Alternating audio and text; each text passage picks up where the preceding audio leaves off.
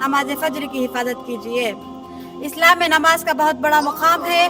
तौहीद के बाद सबसे पहला फरीज़ा नमाज है और उसी नमाज के ताल्लुक से क़यामत के दिन सबसे पहले सवाल होगा। जिसकी नमाज दुरुस्त होगी वो कामयाब हो जाएगा और वो जन्नत का मुस्तहिक़ हो जाएगा, मगर जिसके नमाज में कोताही या खराबी पाई गई तो वो बंदा नाकाम हो जाएगा और उसका ठिकाना जहन्नम होगा। गोया हमारी कामयाबी का राज मौक़ूफ़ है इक़ामत सलात पर। कोई भी बंदा हिफाज़त सलात के बगैर कभी भी कामयाबी हासिल नहीं कर सकता।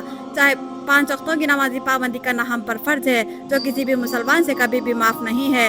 चाहे मुक़ीम हो या मुसाफिर, मरीज़ हो या सेहतमंद, फ़कीर हो या मालदार, मर्द हो या औरत, बूढ़ा हो या जवान। यूँ तो तमाम नमाज़ों की अदायगी हम पर वाजिब है, मगर 5 वक्तों में नमाज फजर का एक अहम मुक़ाम मर्तबा है। खुसूसी तौर से इसमें कोताही करना या जमात में कोताही करना बहुत बड़ा जुर्म है। शरीयत इस्लामिया में सलातुल फजर की नमाज फजर को जमात पाने को बाद नमाज इस्लाम फ़ौरन सोने का हुक्म दिया गया है।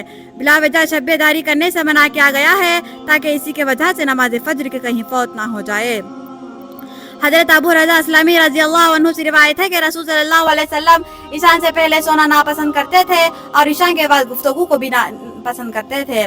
लिहाजा हमको इस नुस्खे नबूवी को अपनाना चाहिए और सलातुल फजर की फजीलत हासिल करने की कोशिश करनी चाहिए, क्योंकि सलातुल फजर में कोताही करना मुनाफिक की पहचान है। क्योंकि मुनाफिकीन पर फजर और ईशान की नमाज से बढ़कर कोई नमाज बोझ और गिरा नहीं है। हालांकि अगर वो जान जाए कि इन दोनों नमाजों में क्या अजर सवाब है तो उनको ज़रूर हाजिरी दे देंगे, अगरचे उनके लिए घुटनों के बल ही चल कर आना पड़े। इस हदीस से बाद रोज़ रोशन की तरह आया होती है और सलातुल फजर की हिफाजत तौहीद का ईमान है और इसमें कोताही करना या पीछे रहना मुनाफिक की अलामत है। अल्लाह ताला हम सब मुसलमानों को निफाक से हिफाजत फरमाए।